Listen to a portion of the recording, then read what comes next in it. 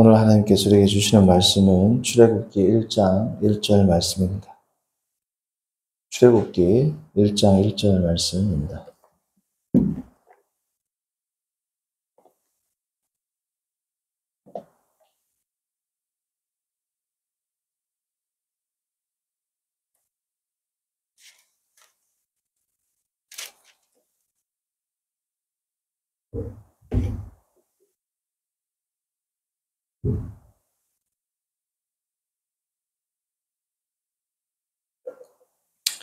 한 목소리로 합독하겠습니다. 야곱과 함께 각각 자기 가족을 데리고 애굽에 이른 이스라엘 아들들의 이름은 이러하니. 아멘. 오늘 말씀의 제목은 출애굽기는 어떠한 책인가입니다. 출애굽기는 어떠한 책인가. 제가 한 3장 정도까지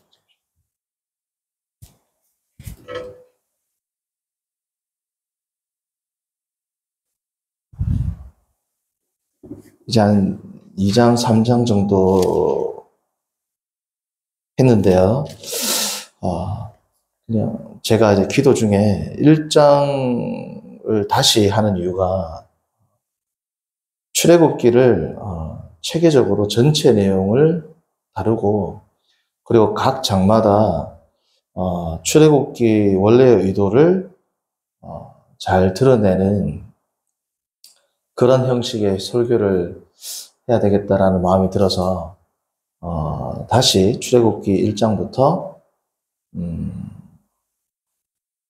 새로운 마음으로 하기로 제가 결정을 했습니다. 그래서 창세기로부터 어떻게 하나님께서 모세를 통하여 어떤 의도로 창세기, 출애굽기, 이렇게 레위기 쭉 기록하셨는지에 관심을 가지고 전체적인 내용을 파악하는 그러한 설교를 해야 되겠다라는 생각으로 다시 본문을 잡았고 다시 하도록 하겠습니다. 자, 그래서 출애굽기 하면 원래 출애굽기 첫 글자가 뭐로 시작하냐면 그리고입니다. 그리고.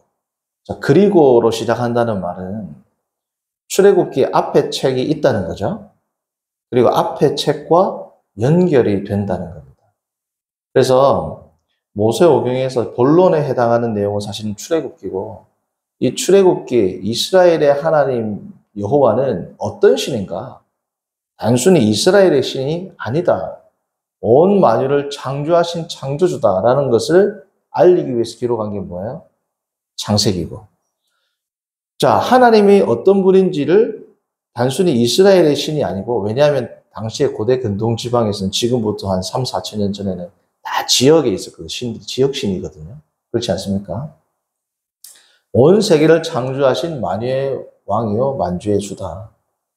물론 가나안 신화라든지 뭐 수메르 신화라든지 보면 절대적으로 강력한 신이 있겠지만 어찌되었든 간에 많은 신들이 지역에 국한된 신들인데, 그리고 가나안 신화나 수메르 신화에 나오는 벨이나 그러한 신들이라 할지라도 신들의 파트가 정해져 있거든요. 하는 일들이 정해져 있습니다. 그런데 출애굽기에서 기록하는 이스라엘을 구원하신 하나님, 그 이름은 여호와인데 이 여호와 하나님은 어떤 존재인가를 기록해야 되지 않겠습니까? 그게 기록된 게 뭐예요? 창세기죠. 자, 그러면 이스라엘 백성이 지금 갑자기 툭 튀어나왔는데 이스라엘 백성이 누구인가? 출애굽기만 보면 이스라엘 백성의 뿌리가 잘 알 수 없죠. 1절부터 정리를 하지만 이스라엘 백성의 뿌리는 무엇인가? 아니, 온 인류 가운데 이스라엘을 택하셨는데 인간의 근원은 무엇인가? 를 기록한 것이 뭡니까? 창세기입니다.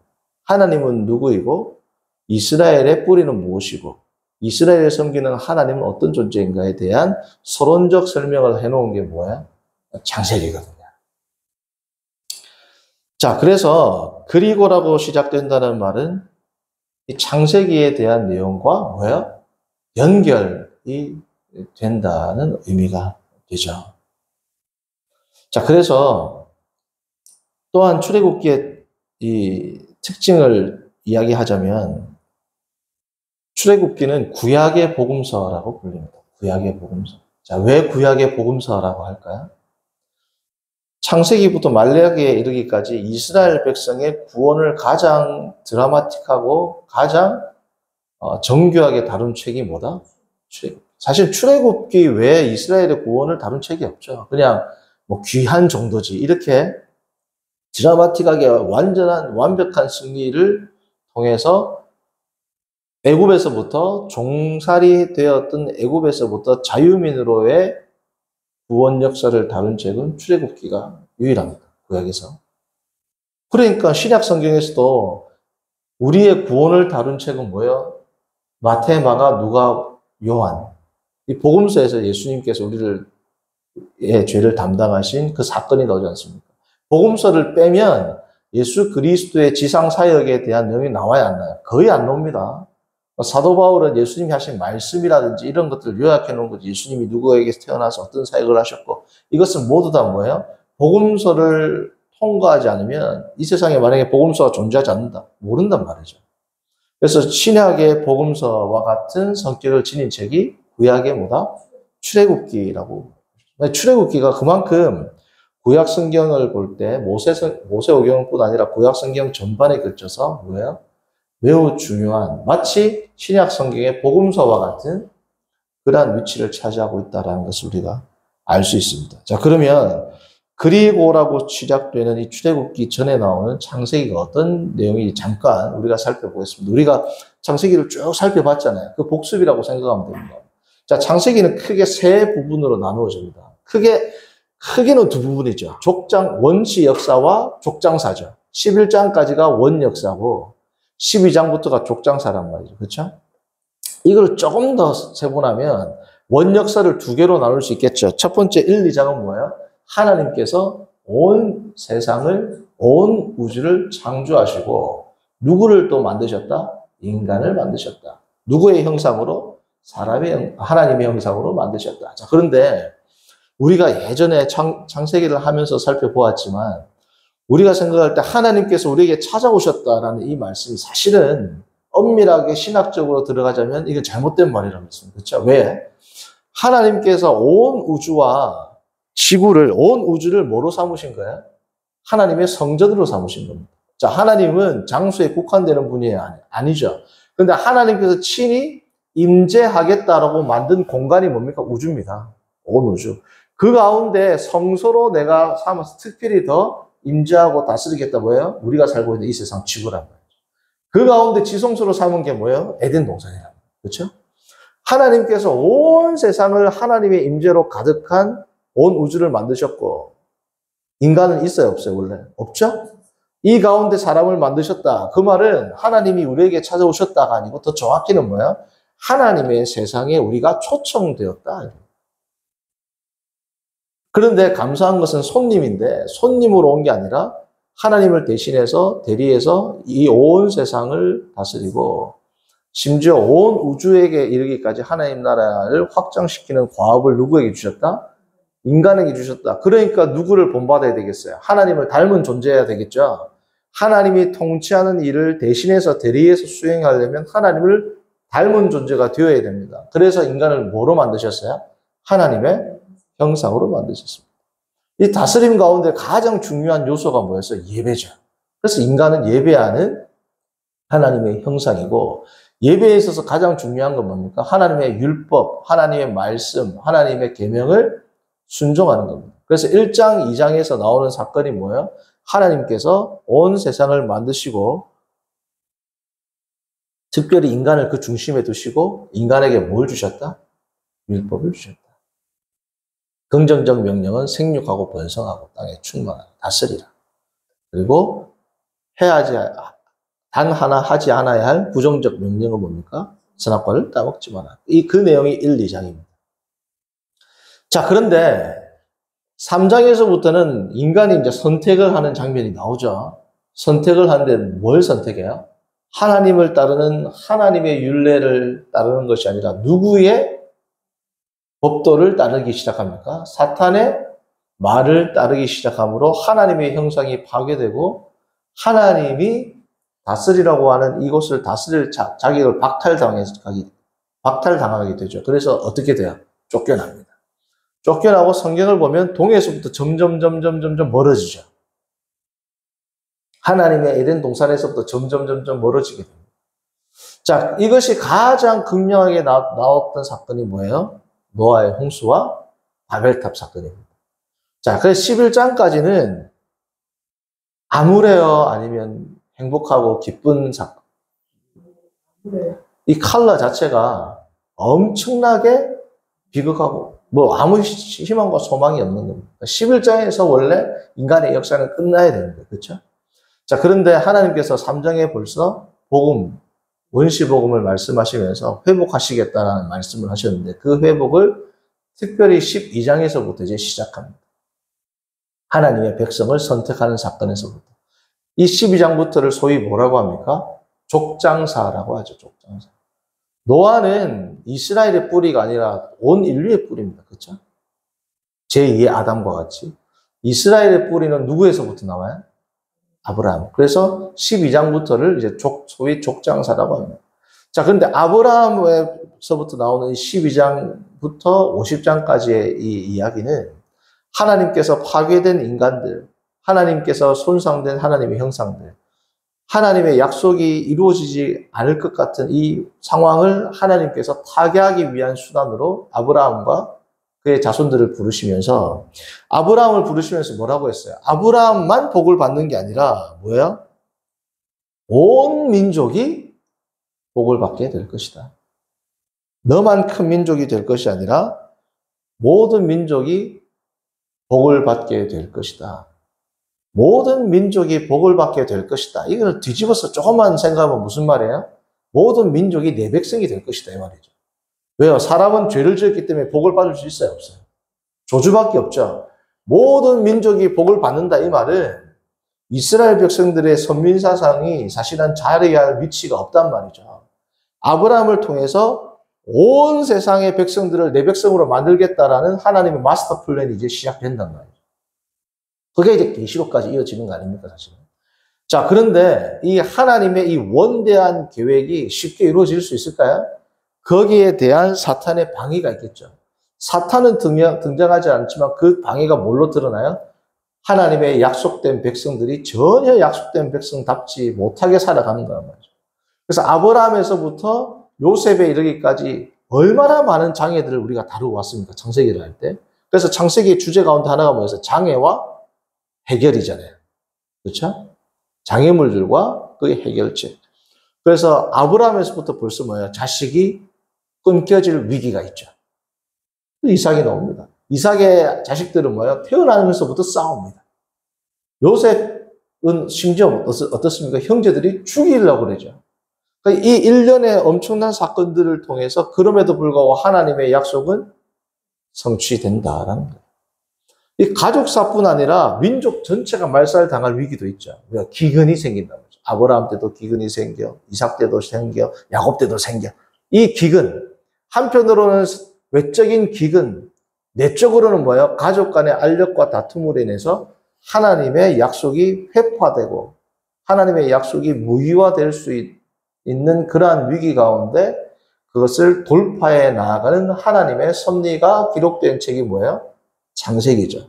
자, 그러면 출애굽기에서 이스라엘이 당한 이 엄청난 노예와 같은 이 상황보다도 사실은 더 힘들 수 있다면 힘들었던 상황을 타개하셨던 하나님께서 얼마든지 지금 이스라엘에 당면한 이 어려움들을 헤쳐나갈 수 있다 없다? 있다는. 자, 그런데 이 헤쳐나가기 위해서 이스라엘 백성의 가장 중요한 게 뭡니까? 자, 아담에게 가장 중요한 게 뭐였어요? 순종이죠. 아브라함에게 가장 중요한 게 뭐였어요? 순종이죠. 야곱에게 가장 중요한 게 뭐였어요? 순종이죠. 요셉에게 가장 중요한 것이 뭐였어요? 순종이죠. 자, 그럼 너희들도 뭐가 제일 중요하다? 율법 혹은 언약에, 좁게는 율법, 더 넓게는 언약에 순종하는 것이 너희들이 나의 복을 누리고 유지할 수 있는 유일한 단 하나의 원리다라는 것을 알려주는 거예요. 그렇지 않습니까? 자, 그래서 우리가 이제 출애굽기를 보면 자, 창세기를 보면 하나님께서 아브라함에게 내가 너에게 큰 뭘 준다? 민족과 그리고 복을 준다. 그리고 뭐고? 땅을 준다 그랬죠. 이 세 약속을 하나님께서 다 하셨단 말이죠. 자, 그런데 지금 출애굽기를 딱 보면 창세기에서 있는 민족의 없어질 뻔한 위기가 큰 기근에 의해서 그리고 요셉을 죽이려는 그리고 형제들이 다투는 이러한 사건을 통해서 있어 왔는데 어쨌든 출애굽기를 딱 보면 출애굽기를 처음 대하는 이스라엘 백성들은 아니면 출애굽기를 처음 대하는 사람은 어떻게든 이스라엘 백성이 존재하고 살아남게 되었구나. 하나님께서 큰 민족을 이룬다라는 하나님의 약속이 뭐야? 성취되었다라는 것을 그들이 알 수 있잖아요.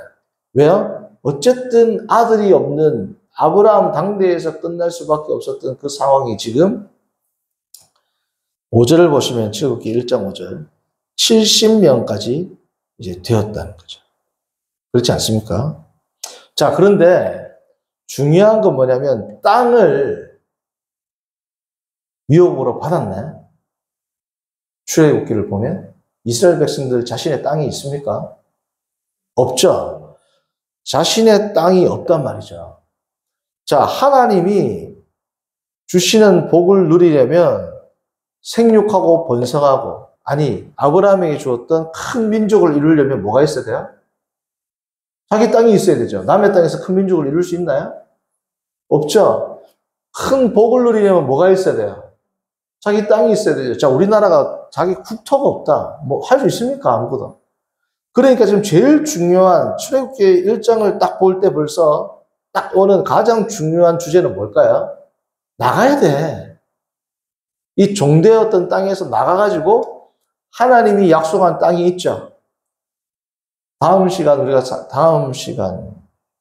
시간은 이제 출애굽기가 아니라 이제 에베소서가 끝나고 마태복음을 할 거거든요. 제가 다음 주일 오전에 다 다음 시간 되겠네요. 마태복음하고 출애굽기를 이제 번갈아 가면서 하겠습니다. 어쨌든 출애굽기를 다루게 될 다음 시간에는 우리가 살펴보게 되겠지만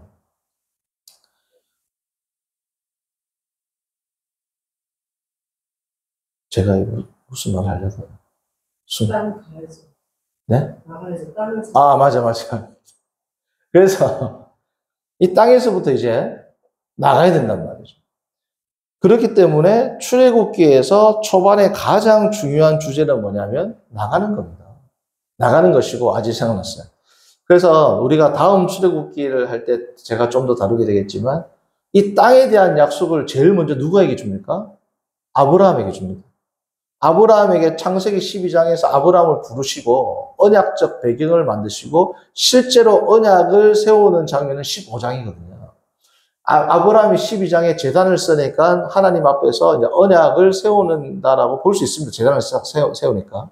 근데 실제적인 이제 언약에 대한 약속이 나오고 구체적으로 언약에 대한 구체성이 나오는 게 자손에 대한 언약. 15장에 나오죠. 아브라함을 데리고 나가서 너에게 하늘을 보고 내가 너에게 자손을 주겠다. 그리고 땅에 대한 약속이 나옵니다. 땅의 경계를 정확하게 이야기해줘요. 가나안 땅. 애굽 강에서부터 큰 강은 티그리스 유프라데스 강이거든요. 그래서 애굽 경계로부터 큰 강까지 내가 너에게 주겠다. 소위 지금 우리로 말하면 가나안 땅이란 말이죠. 출애굽기 백성들에게.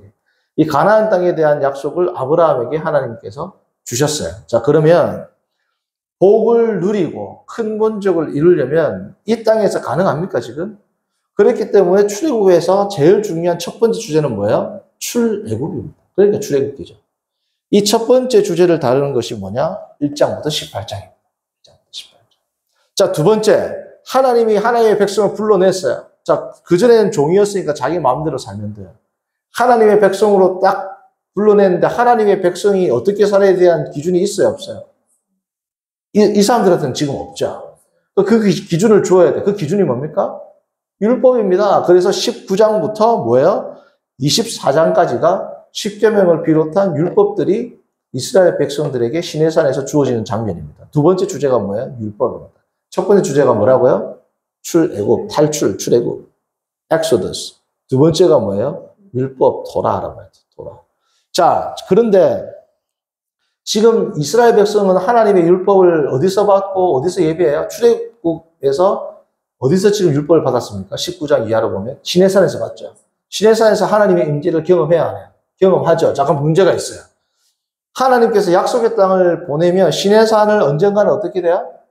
떠나야 되죠. 시내산을 떠나게 될 때 그들은 어디서 하나님의 임재를 경험할 수 있을까요? 장소가 필요하죠. 그게 뭡니까? 성막입니다. 그렇죠? 그래서 첫 번째 18장, 1장부터 18장까지는 출애굽, 19장부터 24장까지는 기준이 되는 말씀, 25장부터 40장까지는 뭘까요? 성막에 대한 내용이 나옵니다. 자, 그러니까 출애굽기의 주제는 세 개로 보면 돼요. 구원, 언약, 임재. 그렇죠? 구원과 언약과 임재가 출애굽기의 가장 핵심되는 주요 주제라고 보시면 됩니다. 자, 그러면 하나님께서 왜 출애굽을 시키고 왜 율법을 주시고 왜 성막을 지으라고 하셨죠? 그 이유가 나오는 어떻게 보면 이 세 가지 주제를 잘 담고 있는 성경 구절이 출애굽기 6장 7절이라고 하죠. 출애굽기 6장 7절 볼까요?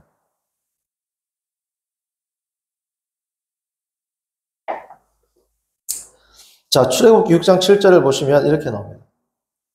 너희를 내 백성으로 삼고 나는 너희의 하나님이 되리니. 너희를 내 백성으로 삼기 위해서 뭐가 필요해요? 애굽을 나와야 되고 율법이 있어야 되고 성막이 있어야 된다. 그렇죠? 그리고 뭐요? 나는 너희의 하나님이 되리니. 이게 뭡니까? 출애굽기의 전체 주제를 담고 있는 말씀이라고 보셔도 됩니다. 물론 다른 구절을 봐도 되겠지만 어쨌든 6장 7절을 보시면 출애굽기의 주요한 주제가 담겨 있음을 알 수 있어요. 출애굽을 하고 율법을 받고 성막을 건설하는 가장 큰 이유는 뭐다? 하나님이 너희들의 하나님이 되고 너희는 나의 백성이 되기 위해서다라는 겁니다. 자, 그러면 이걸 조금만 더 이제 우리가 살펴보고 말씀을 마무리할 텐데 하나님을 어떻게 섬길 것인지에 대한 가이드라인이 뭐라고요? 19장부터 24장에 주어지는 뭐라고 그랬습니까? 율법이라고 했지 않습니까? 자, 그래서 율법을 통해서 하나님을 온전히 섬기도록 이스라엘 백성들은 부름받은 겁니다. 하나님을 온전히 섬기는데 실패했죠, 아담은. 그래서 하나님을 온전히 섬겼던 아브라함에 대한 하나님의 평가는 뭡니까? 그때 당시는 율법도 없었지만 하나님께서 이삭에게 아버지 아브라함을 평가할 때 그는 내 율례와 규례와 법도를 지켰다. 토라거든요. 토라 이렇게 실제로 율법을 지칭하는 히브리어들이 등장을 하게 되는 겁니다. 자, 그래서 하나님께서 율법을 통해서 하나님을 섬기는데 율법을 통해서 하나님을 섬긴다는 말은 나의 백성이 된다는 것이고 나의 백성은 된다는 것은 우리가 출애굽기 19장을 보면 내 소유가 된다는 거죠. 내 소유만 되는 것이 아니라 어떤 존재가 됩니까? 거룩한 나라이자 제사장이 된다. 19장 6절입니다. 그래서 출애굽기 19장 6절을 또 주제로 보시는 분들도 있어요. 자, 봅니다. 19장 6절 출애굽기. 너희가 내게 대하여 제사장 나라가 되며 뭐라고요? 거룩한 백성이 되리라. 5절부터 보면 세계가 다 내게 속하였나니 너희가 내 말을 잘 듣고 내 언약을 지키면 너희는 모든 민족 중에 내 소유가 되겠고 제사장 나라가 되겠다. 자, 그러니까 하나님의 백성에게 있어서 제일 중요한 게 뭐래요? 언약을 지키는 겁니다. 그렇지 않습니까? 자, 하나님께서 이스라엘 백성을 구원한 이유가 뭐예요? 불쌍하다. 그래서요? 물론 긍휼히 여겼던 것도 있겠죠. 그러나 출애굽기를 보면 하나님께서 뭐라고 합니까? 출애굽기 2장 24절을 보시면 하나님께서 이스라엘 백성들을 구원하신 이유가 나옵니다. 물론 23절에 그들의 고통을 들으셨다라는 것도 하나의 이유가 되죠. 23절. 출애굽기 2장 23절. 여러 해 후에 애굽 왕은 죽었고 이스라엘 자손은 고된 노동으로 말미암아 탄식하여 부르짖으니 그 고된 노동으로 말미암아 부르짖는 소리가 하나님께 상달되었다. 상달되었는데 하나님이 왜 구원하셨다? 24절. 하나님께서 그의 언약을 기억하셨다. 누구예요? 족장이였던 아브라함과 이삭과 야곱에게 세웠던 언약을 기억하셨다. 자, 그러면 하나님에게 있어서도 언약이 제일 중요하죠. 그럼 우리도 제일 중요한 게 뭐예요? 하나님과의 언약이죠. 이 언약을 지키는 게 뭘 통해서 지킨다는 겁니까? 율법을 통해서 지킨다. 자, 그리고 이 율법은 이러한 것이고, 자, 성막은 뭐냐? 아까 성막은 뭐라고 그랬습니까? 이제 하나님의 임재죠. 지금 시내산에서는 하나님의 임재를 경험하는데 시내산을 떠나게 되었을 때 어떻게 임재할 것인가? 자, 그래서 이 성막이 시내산에서의 임재가 시내산이 없어도 언제든지 하나님의 임재를 뭐예요? 경험할 수 있는 곳이 어디입니까? 성막인 겁니다. 성막.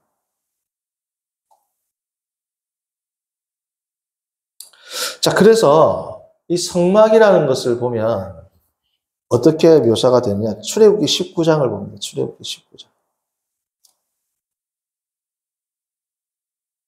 16절에서 19절을 보시면 하나님의 강력한 임재가 나오거든요. 셋째 날 아침에 우레와 번개와 빽빽한 구름이 산 위에 있고 나팔 소리가 크게 들린다. 시내산에서 하나님을 맞을 때의 모습입니다. 18절. 시내산에서 연기가 자욱하니 여호와께서 불 가운데 거기 강림하심이라. 그 연기가 온기가 막 연기같이 떠오르고 온 산이 크게 진동했다. 이게 뭐 하나님의 강력한 임재를 묘사하고 있는 장면 아닙니까? 자, 근데 성막이 완성되고 나서도 유사한 장면이 나옵니다. 출애굽기 40장 마지막 부분입니다. 출애굽기 40장 34절, 35절. 구름이 회막에 덮이고 여호와의 영광이 성막에 충만하며 모세가 회막에 들어갈 수 없었으니 이는 구름이 회막 위에 덮이고 여호와의 영광이 성막이 어떻게? 충만하였다. 시내산에서 충만했던 그 영광이 이제 하나님께서 어디에 충만하게 될 것이다? 성막에 충만하게 될 것이다. 라는 겁니다. 성막을 통해서 충만하게 될 것이다. 라는 거예요. 성도님들, 우리가 지금 출애굽기의 큰 주제 세 가지를 봤습니다. 뭐예요?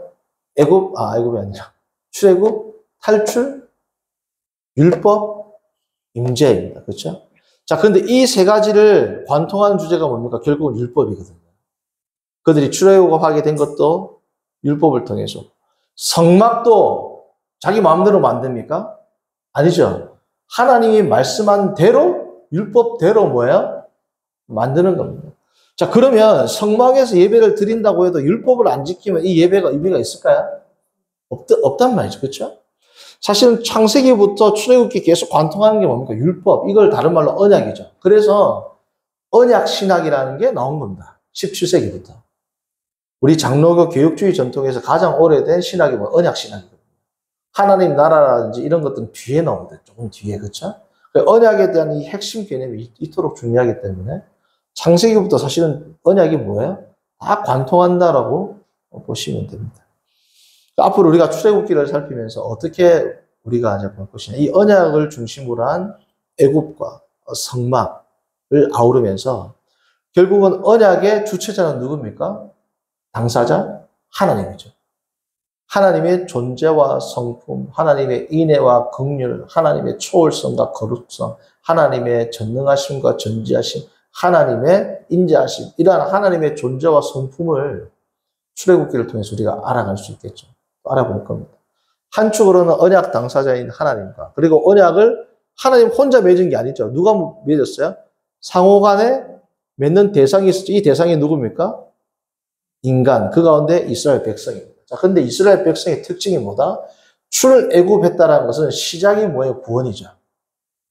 언약을 지켜서 구원하는 게 아닙니다. 그렇죠? 아브라함의 언약을 기반으로 구원하신 겁니다. 그렇죠? 우리로 말하면 하나님의 영원한 빡둠 살루티스, 구원 협약을 통해서 하나님이 우리를 구원하셨죠. 삼위일체 하나님과의 구원 협약이 있었죠. 좀 교리적인 내용이긴 한데 어쨌든 간에 언약을 통해서 구원하셨습니다. 그렇죠? 출애굽 백성들도 언약을 통해서 구원하셨어요. 우리도 언약을 통해서 그리스도를 통해서 구원하셨어요. 자, 그런데 출애굽한 백성들이 구원받았지만 여전히 어떤 상태예요? 죄 가운데 살아가는 백성이었습니다. 우리가 출애굽기를 다룰수록, 우리가 앞으로 다뤄보겠지만 다루면 다룰수록 내랑 너무 비슷해. 우리랑 너무 비슷해.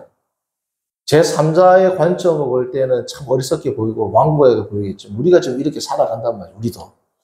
자, 그러니까 한편으로는 하나님의 무한한 사랑과 성품을 보고 다른 한편으로는 구원을 받았음에도 불구하고 여전히 완고한 이스라엘 백성을 우리가 살펴보게 됨으로써 오늘날 그리스도인들이 어떠한 삶을 살아감으로 주님 앞에서 이 광야와 같은 세상을 주의 임재를 누리고 부족하지만 율법, 주의 말씀, 예수 그리스도와 동행하며 살아가는지를 우리가 앞으로 살펴보도록 하겠습니다. 다음 출애굽기를 다룰 때는 1장 1절부터 7절까지 살펴보도록 하겠습니다. 자, 기도합니다. 거룩하신 하나님 아버지, 오늘 우리가 창세기의 말씀을 통해서 창세기가 아니라 출애굽기의 말씀을 통해서 하나님의 성품을 우리가 알아갈 것이고 또 우리의 삶이 어떠한 것인지를 살펴볼 것입니다. 오늘은 특별히 출애굽기의 주제가 되는 구원과 언약과 임재에 대해서 살펴보았습니다. 하나님, 우리가 이것 가운데 특별히 이 언약, 주의 말씀을 지키고 살아가는 것이 얼마나 중요한지를 다시금 깨닫게 하시고 우리의 삶의 현장에서 주님의 말씀이 내 발의 등이요 내 길의 빛이 되는 그러한 삶으로 살아가면서 주일 혹은 공예배 혹은 기도 모임 이러한 것들뿐 아니라 삶에서부터 가장 내밀한 장소에서부터 주의 말씀과 보타여 주의 말씀을 지키고 살아가므로 광야와 같은 세상에서 주의 임재를 경험하고 살아가는 구원받은 자들로서의 합당한 삶으로 하나님께 영광 올려드리는 모든 권속들 되도록 인도하여 주옵소서. 예수님의 이름으로 기도합니다. 아멘.